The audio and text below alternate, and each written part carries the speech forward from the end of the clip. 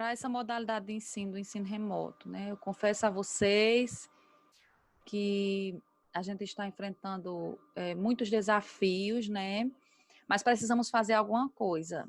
Então, a gente quer contribuir de alguma forma com o aprendizado de vocês e talvez não seja a melhor forma de aprendizado, com certeza não é, mas no momento é o que a gente dispõe.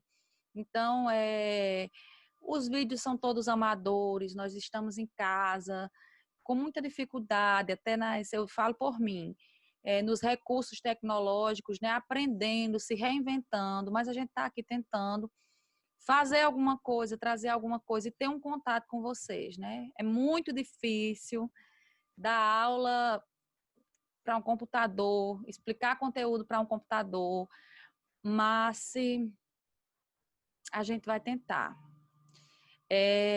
Nós vamos ter também, eu espero, contato, né, nas webconferências, que vai ser uma troca mútua, que vai ser algo melhor. Estou fazendo essa introdução apenas nesse vídeo, né, que está sendo o primeiro, mas nos demais a gente começa a gravar logo direto o conteúdo. Não tem o tempo nem da gente se conhecer direito, né, mas vamos tentando aí. Eu vou compartilhar, já estou compartilhando, né, a minha tela com vocês e vou tentando aí explicar, ok? Olhem, a gente viu,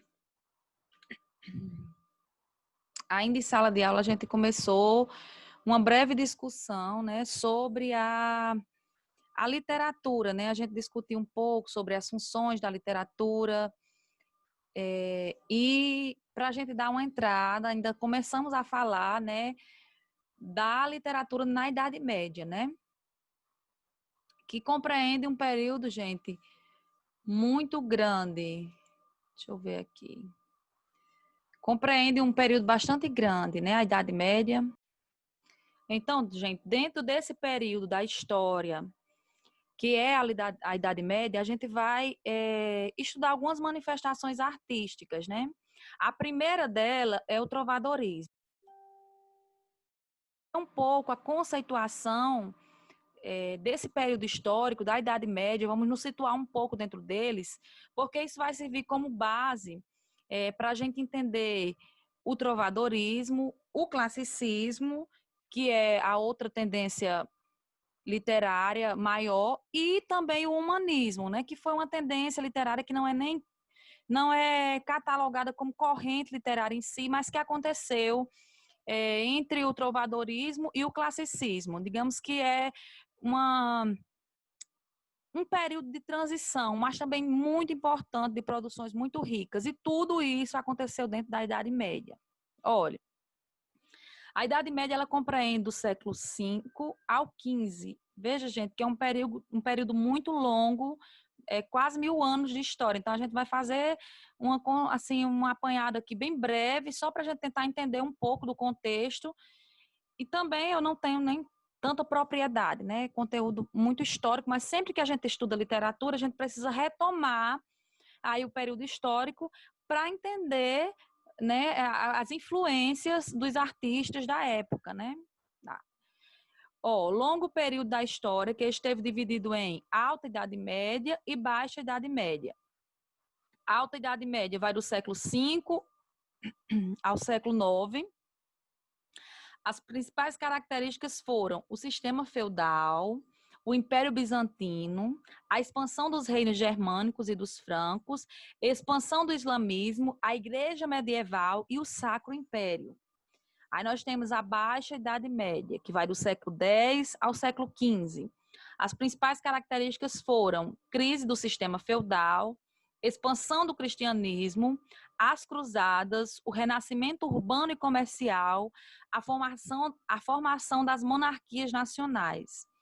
Vale lembrar, gente, que são os principais acontecimentos históricos, né? Mas que não, por exemplo, assim que entrou o século X, não começou logo a cair o feudalismo, não significa, houve essa queda aí no meio, né? E é justamente nesse período da Baixa Idade Média que nós vamos ter as manifestações literárias do trovadorismo, né? Ele vai acontecer aí, mais ou menos por volta do século XII. Ainda falando aí do contexto histórico, nós temos aí, vamos tentar observar um pouquinho o sistema político e a sociedade medieval, né? A sociedade dessa época aí da Idade Média. Olha, gente, nós temos um sistema político mais ou menos assim. A monarquia está lá no topo dessa pirâmide, o rei. Temos o senhor feudal, né, os donos dos feudos, e o clero, aí nessa outra partezinha da pirâmide, e na parte de baixo os vassalos, os servos, né? Esses servos não são escravos, são trabalhadores que não podem ser vendidos. Não são livres em si, porque eles estão presos aos feudos, né? Aos senhores. Eles têm que ter uma devoção ali, um respeito total, né? São servos mesmo, serviçais daqueles senhores dos feudos que emprestaram as terras para eles trabalharem, né?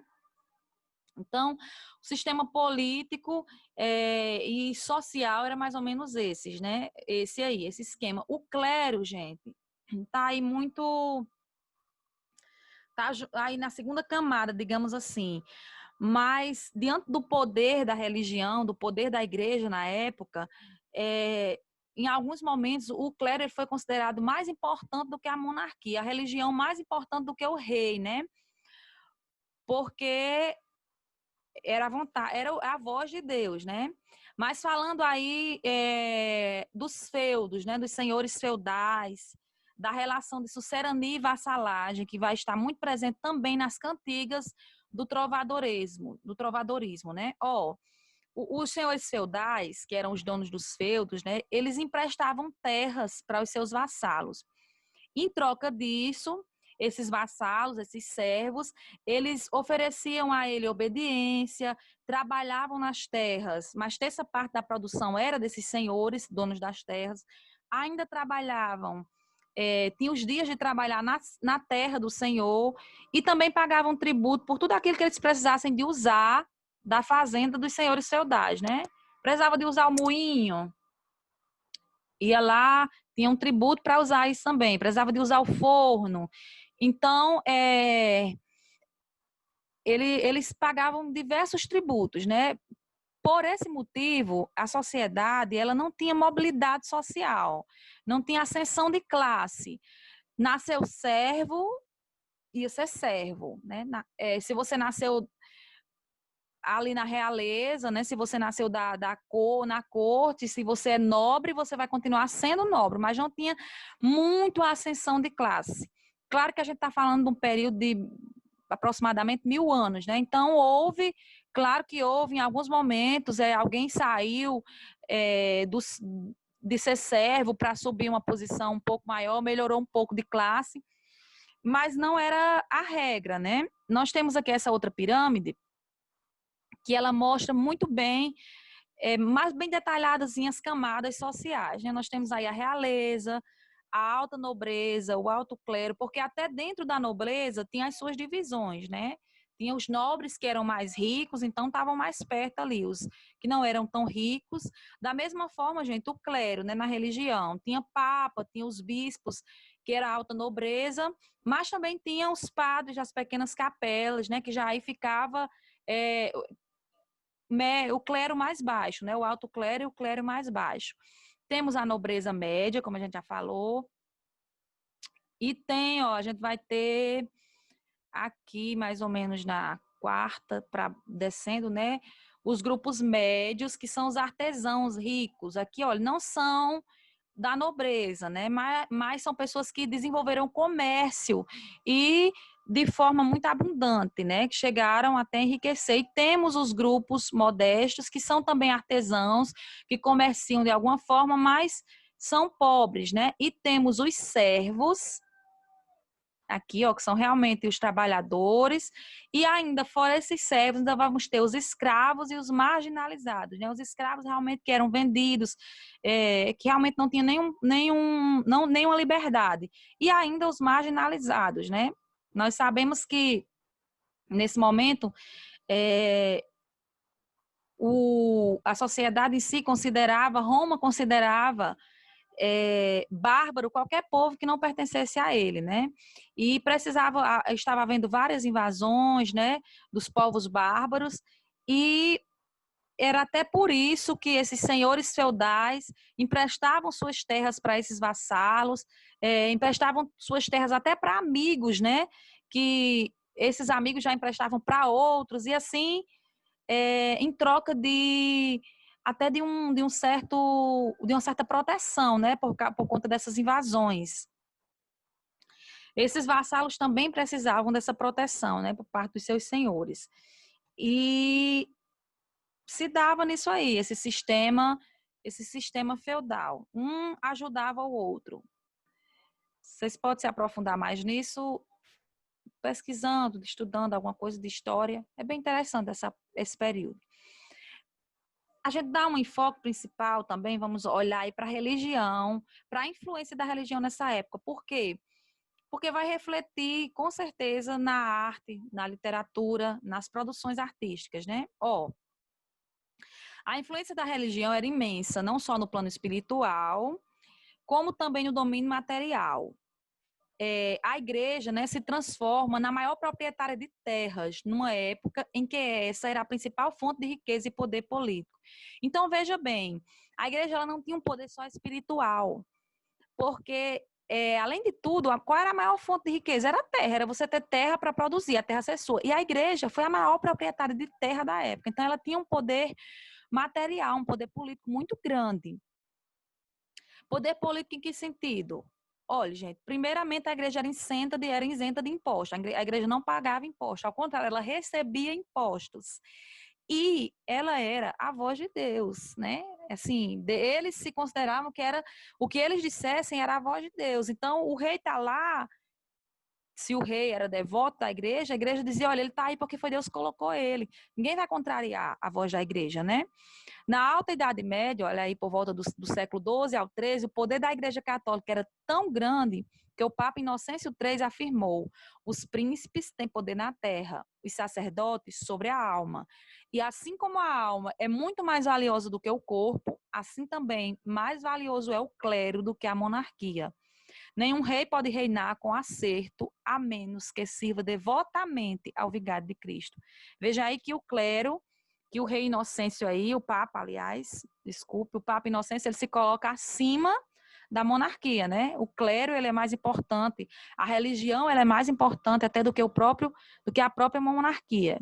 Que vale dizer, era uma monarquia que detinha um certo poder, mas que esse poder também era descentralizado, né? Porque cada senhor feudal, ele dominava ali naquele lugar do seu feudo.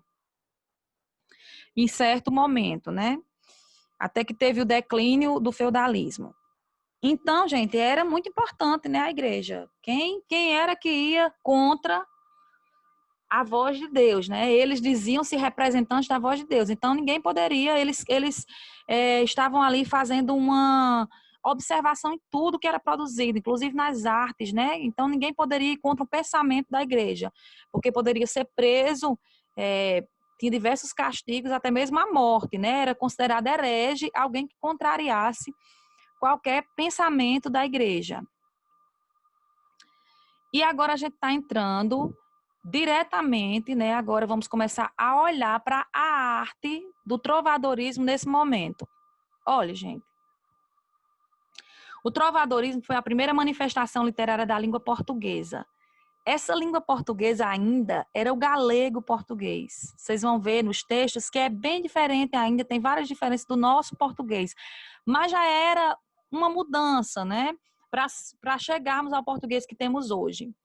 Esse trovadorismo ele surgiu no século XII, ainda na época da formação do Estado Nacional Português. Então, Portugal ele estava se configurando como país e, ao mesmo tempo, ia nascendo com ele, né? Ia aparecendo nesse país essa tendência literária, né? A gente vai vendo ao longo da história que sempre a cultura, as artes, as nações elas tiveram essa necessidade de se autoafirmar através da sua arte, da arte própria, né? Então, a primeira manifestação aí do trovadorismo foi em 1189. Essa data, ela é, assim, há algumas controvérsias, né? Mas até, eles colocam como essa aí. O marco aí do trovadorismo é a Cantiga da Ribeirinha, de Paio Soares de Taveiroz. Também é cogitado que não foi Paio Soares, mas enfim, por enquanto, os livros didáticos, né, ainda colocam como o autor seja Paio Soares de Taveiroz, da Cantiga da Ribeirinha, que é o marco do trovadorismo, né? Se por acaso um dia vocês se depararem com uma questão ou com que pergunte ou que tenha lá as alternativas, qual o marco do trovadorismo? O marco inicial ele é colocado como a Cantiga da Ribeirinha, de Paio Soares de Taveiroz, né? Que é uma cantiga que muitos estudiosos da época das cantigas colocam como uma cantiga de amor, né? A gente vai ver mais à frente como são as cantigas, como eram as cantigas. Agora vamos aí olhar um pouco para o perfil, né, desses caras aí, dos trovadores. Os trovadores eram, em geral, artistas de origem nobre que escreviam e cantavam as cantigas, que eram as poesias cantadas, com acompanhamento de instrumentos musicais. A reunião... Vou explicar logo essa parte.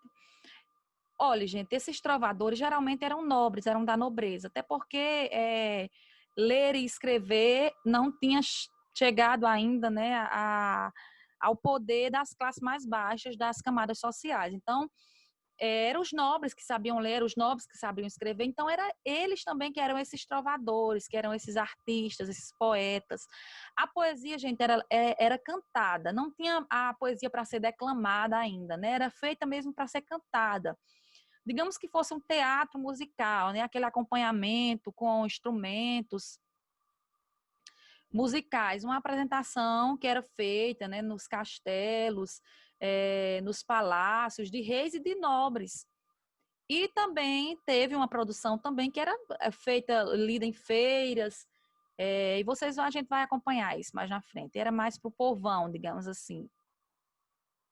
A reunião, gente, desses livros, dessas canções, né, foram reunidas em três livros, digamos assim, que são chamados de cancioneiros, né? O cancioneiro da biblioteca, o cancioneiro da ajuda e o cancioneiro da Vaticana. Esse cancioneiro da biblioteca é o mais completo dos cancioneiros. Contém um pequeno tratado também da poética trovadoresca e a arte de trovar. Digamos assim que ele tem mais ou menos uma receita de como seria essas canções, né? Já esse cancioneiro aí da ajuda, os historiadores, né, os estudiosos, acreditam que ele tenha sido compilado na corte de Dom Afonso X, já no final do século XIII, né? Contém apenas cantigas de amor dos poetas mais antigos. E esse da Vaticana, ele se encontra na Biblioteca do Vaticano, daí esse nome, né, que ele recebeu. Ele inclui cantigas de amor, de amigo, de escárnio e maldizer, todas no galego português. Os artistas mais famosos que a gente vai ter vai ser Dom Diniz, Dom Duarte, Paio Soares de Taveiroz, João Garcia, Guilherme de Aires Nunes. João Garcia de Guilherme e Aires Nunes. Esses são os mais explorados, gente, assim, os mais que as cantigas aparecem mais, são os mais trabalhados, mas tem outros grandes nomes também do trovadorismo, né? Como o Arnaldo Daniel, tem outros grandes nomes também, mas esses são os que são mais explorados, portanto, são os mais famosos, os mais estudados. Vamos agora diretamente para essa arte que era feita nesse tempo, né? Para essa poesia, para as cantigas, como elas se organizavam. Olha, nós temos as cantigas líricas e as cantigas satíricas. As líricas eram de amor e de amigo. As satíricas de escárnio e de maldizer. É separado mais ou menos pelo tema, gente. As líricas, geralmente o tema dessas canções era o amor, o sofrimento por amor. As satíricas eram sátiras mesmo, né? Umas mais diretas, outras mais indiretas. Vamos ver detalhadamente as características dessas cantigas. Olha, as cantigas líricas, nós temos as de amigo e de amor. De amigo, o eu lírico era feminino. O eu lírico é apenas feminino. Não é que a mulher, uma mulher escrevendo. Nós não temos registro de mulheres escritoras nessa época, né? Até porque a leitura também não era ainda de acesso às mulheres. Então, é apenas o eu lírico, é a voz que está falando ali que é feminino. O escritor é um homem. É indireta a fala, ela não se declara diretamente para quem ela está apaixonada, né? Eu digo ela que é o eu lírico feminino. Esse eu lírico feminino não fala diretamente para seu amor. Fala com o confidente, ela fala com a mãe, né? Ai, madre, com as árvores, com as flores, com o mar. Ela não fala diretamente para essa pessoa. A presença de refrão, de paralelismo e leixa prem. Gente, esses eram recursos para permitir que essas canções ficassem mais fácil de ser decoradas. O refrão era aquela parte que é sempre repetida, né? Sempre repete. O paralelismo também é uma repetição do verso inicial com a ligeira alteração da sua parte final. O objetivo aí é manter o paralelismo, né? Mas sem alterar muito o sentido dos versos. A gente vai tentar ver isso em alguma canção. E a leixa prem também é um recurso de paralelismo, né? Só que ocorre a repetição do último verso da estrofe anterior ou parte dela. Mais ou menos todos são recursos de repetição, né? O refrão é repetição, o paralelismo também é uma repetição e a leixa prem também. Então, todos os recursos para ajudar na memorização. O assunto dessa cantiga de amigo, qual era? O lamento da moça cujo amado está longe. Ela está com saudade, esse amado está longe, ela está lamentando por algum motivo. Ele está longe ou porque ele foi para a guerra, ou porque ele está no mar, em alto mar, ou porque ele faltou ao encontro, ele não compareceu, ele está ausente por algum motivo e ela está sofrendo por isso. Esse amor tem até uma certa correspondência, né? Agora, no momento, ele não está presente, esse amado não está presente. O ambiente é rural, né? O ambiente em que essa moça está falando é sempre um ambiente rural. Ela geralmente é uma camponesa, é uma campesina. A linguagem é discreta e recatada, né? É um eu lírico feminino se declarando. Veja que é tão discreta que ela não vai se dirigir ao meu amado, ao meu namorado, é ao meu amigo. Sabe de novo do meu amigo, aonde anda o meu amigo, por que não veio o meu amigo? É sempre assim. Se dirige ao amigo, mas é o amor. Aí vamos às características das canções de amor. O eu lírico é masculino, aí de fato, tanto quem escreve como o próprio eu lírico é um homem se declarando. Essa declaração, gente, é de forma direta, é uma conversa com a amada, ele está se declarando diretamente, ele se dirige àquela mulher, né? A ausência de paralelismo e leixa prem, não tem, né, o paralelismo nem o leixa prem.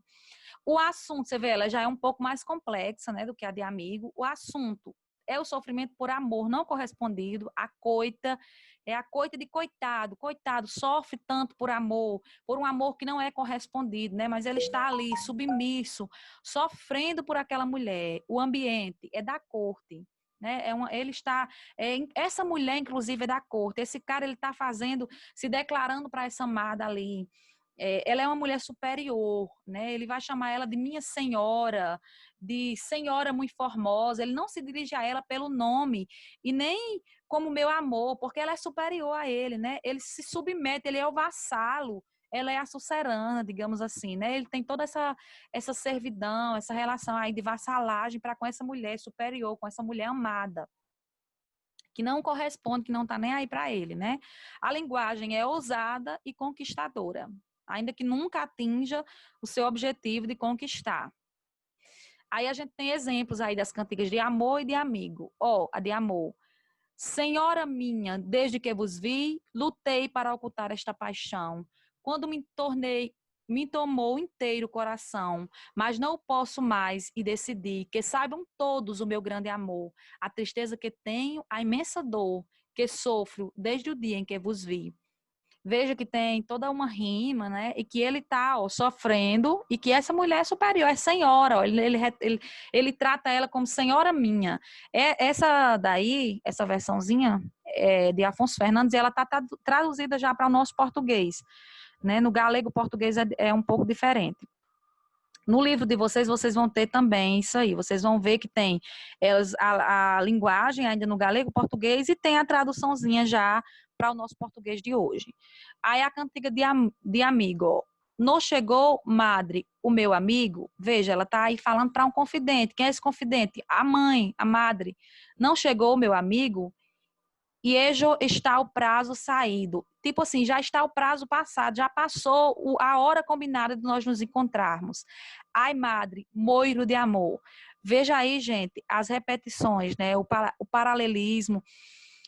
Ó, ai, madre, moiro de amor vai estar repetida aí em todas as estrofes. Pode prestar atenção. E também, olha, ela vai mudar.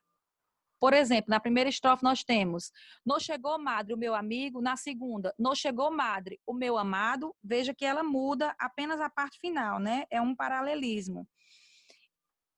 E olha aí a Leixa Prem também aparecendo, ó. Ela pega esse. Observem aqui, ó. Vou passar aqui o mouse para ver se dá para vocês verem, ó. No segundo, tá vendo esse segundo verso? Ejo está o prazo saído, né? Já está o prazo passado. Veja a posição que ele está aqui, ó. A mesma posição aqui, ó. Ele já aparece nessa outra posição, né? Para não repetir sempre a mesma posição, mas praticamente a mesma coisa está sendo repetido, né? Então tem muitas repetições. Veja que é praticamente a mesma coisa, né? Por que mentiu o desmentido, por que mentiu o perjurado? Ó, veja que muda só a parte final também, para ajudar a repetição, para ajudar a memorização. E o refrão é sempre repetido, né? Ai, madre, moiro de amor. Ai, madre, moiro de amor. Essa mulher, esse ai, madre, moiro de amor, está representando aí que ela está sofrendo muito por amor, né? Ela está sofrendo muito a ausência desse homem que não vê. É o sofrimento por amor. E agora nós temos as cantigas satíricas, que são as de escárnio e de maldizer. As de escárnio, gente, eram mais indiretas, tá? E as características, né? Não falavam o nome da pessoa. Havia uma certa ambiguidade, eram ambíguas, né? Você não sabia diretamente com quem falava, está muito ligada a ser indireta. Havia o uso da ironia leve e uma intenção, assim, de brincadeira. Você via um humor, né? Até a ambiguidade era usada nesse sentido também, de trazer um humor. As cantigas de maldizer, gente, são diretas. Tem o nome da pessoa. Eu vou falar mal e vou dizer de quem é que eu estou falando mal. Sem equívocos, né? Não tinha ambiguidade. Eu estou falando assim na lata de você. Eram muito ofensivas. Uso de palavrões e xingamentos e a intenção difamatória. Então, eu vou falar mal, eu vou dizer o nome, eu vou lhe difamar para a sociedade, eu vou dizer o que você está fazendo, entendeu? Mais ou menos nesse sentido aí. Expor, né, alguma coisa dessa pessoa, da intenção de expor.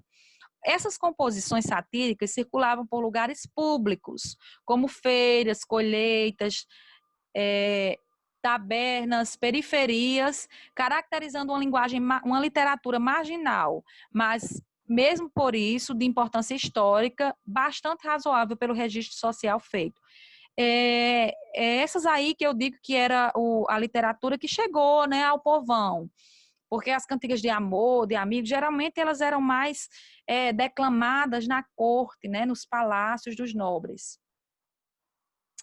E aí vamos aí a um exemplo da cantiga de escárnio. Ó, ai, dona feia, foste vos queixar, que vos não louvem meu cantar, mas ora, quero fazer um cantar em que vos louvarei, todavia, e vedes como vos quero louvar, dona feia, velha e sandia. Vejam aí que ele está falando de uma pessoa indiretamente, ele não diz quem é, ele não diz o nome, é dona feia, né? Vejam que tem um caráter aí de humor, né? Oh, a mulher foi a mulherzinha lá de que ele está falando foi se queixar porque ele nunca fez um verso para ela, louvando ela, mas ele agora vai fazer um verso, ele vai dizer, eu vou lhe louvar. E qual é o louvor? Dona feia, velha e sandia. Veja que há um humor, né? Isso, não há louvor nisso aí, há um teor de humor. Só para a gente ver, de João Garcia de Guilhade, essa outra de Maldizer também de João Garcia de Guilhade, mas vejam aí a característica assim, marcante da cantiga de Maldizer, ó. Martim Jogral, ele já vai de cara dizer de quem é que ele vai estar falando? Desse Martim, né? O Martim Jogral. O Jogral também era um termo até usado para alguns trovadores, né? É, que cantavam, né? Essas cantigas também. Que desfeita, sempre convosco se deita vossa mulher. Vai falar aí do cotidiano. E vejam aí que na última estrofe é usado palavrões mesmo, ó. Do meu mal não vos doeis, morro eu e vós fodeis vossa mulher. Veja aí, tem palavrão, né? Bem baixa, bem chulo, bem aberto. As cantigas de maldizer é um falar mal, bem aberto, né? Bem esculachado, digamos assim. E diz o nome da pessoa, né? Essa é a grande marca. Na verdade, de todas as cantigas do trovadorismo, é a única que vai aparecer o nome da pessoa, de quem se fala ou a quem se fala. Em nenhuma das outras vai aparecer. Tá aí uma dica muito boa também. Aí as referências, de onde eu tirei algumas coisas, inclusive algumas imagens também, né? O Google Imagem. E muito obrigada a vocês. Até